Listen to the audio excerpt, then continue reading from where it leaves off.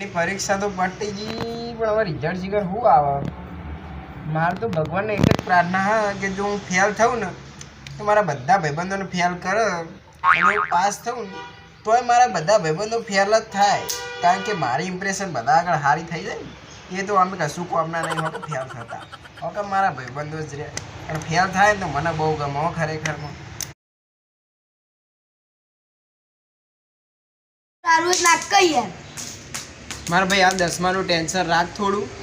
picture ના જોવાના હોય મને તો બહુ ટેન્શન આ જાનનું રિઝલ્ટનું તારીખ જાનની બહાર પડી ને કે 25 તારીખે રિઝલ્ટ તારની મને તો બહુ ટેન્શન આવી ગયું હોય એ દાડે જો પિક્ચર બધું જોવાય ફેલ થઈ હવે પાસ થઈએ તો ભગવાનને ખબર પણ મારું તો કહેવાનું કે જો હું ફેલ થયો ને તો તું ફેલ થયો આપણે બધા ભાઈબંધો ફેલ જ થવા જુઓ એ હે ના પાસ થાય આપણે બે રહી જઈને બધા અને આપણે પાસ થઈએ તો એ ફેલ જ થવા જુઓ બરોબર ને આપણે બે થઈને એમને નપાસ કરાવીએ નપાસ તો પરીક્ષા આલાઈ જી હું તમે નપાસ કરાવો તમારો નપાસ કરાવો સાચી વાત છે રિઝલ્ટ લેવા જવાનું હોય ને કે રીતના જાઉં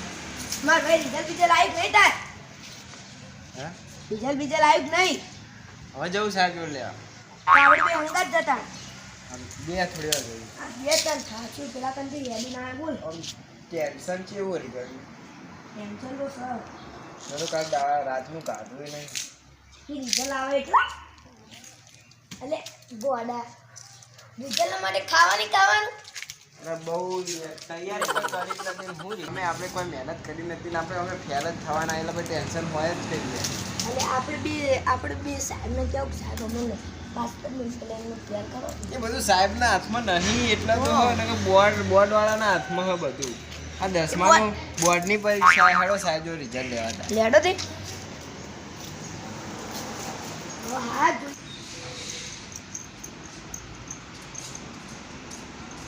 હા આયા બે જણા સાહેબ ચાલ બેટા કોણ શું આવ્યો મારી આ રિઝલ્ટ અને તારીખ ફોર્મ મુજબ તમે બે થી બે પાસ હો તમે ના કીધું સાહેબ પાસ કે 2 થી 2 પાસ તમે બે માં જ પાસ હો બીજા બધા નપાસ હો આ દિવસ જોવા માટે તમે અમને ખબર જ નથી ને કા આવત આ રિઝલ્ટ પછી ભાવિક અને સાહિલના મગજમાં એક એવું અંતર આવ્યું કે 2 થી 2 આ રિઝલ્ટથી એટલા દુઃખી થઈ ગયા કે એમના માનસિક સ્થિતિ જ ખરાબ થઈ ગઈ તો તમે જોઈ શકો છો 1 વર્ષ પછી 1 વર્ષ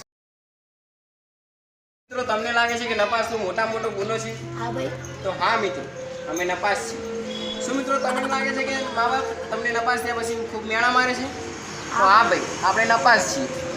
શું તમને લાગે છે કે તમારા ભાઈબંધો આગળ તમારું સર ઝૂકી જાય છે નપાસ થયા પછી તો હા ભાઈ આપણે નપાસ છીએ શું તમને લાગે છે કે નપાસ થયા પછી તમારું કંઈ મહત્વ રહેતું નથી દુનિયામાં તો હા ભાઈ નપાસ છીએ આપણે શું તમને લાગે છે કે નપાસ થયા પછી તમારું જીવન સાવ ભોગા જેવું થઈ જાય છે હા ભાઈ તો હા ભાઈ નપાસ છીએ આપણે હા નપાસ નપાસ તો ગુનો નથી પણ નપાસ થઈને બીજાને નપાસ કરવું એ સૌથી મોટામાં મોટો ગુનો છે સાહેબનો સદમો આપણને જીવન યાદ રહેશે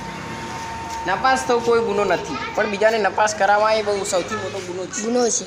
ટકાવારી લાવી એ ગુનો નથી પણ ટકાવારી લાવીને બીજાને મેળામાં આવવા એ સૌથી મોટો ગુનો છે તો હા મિત્રો અમે નપાસ છીએ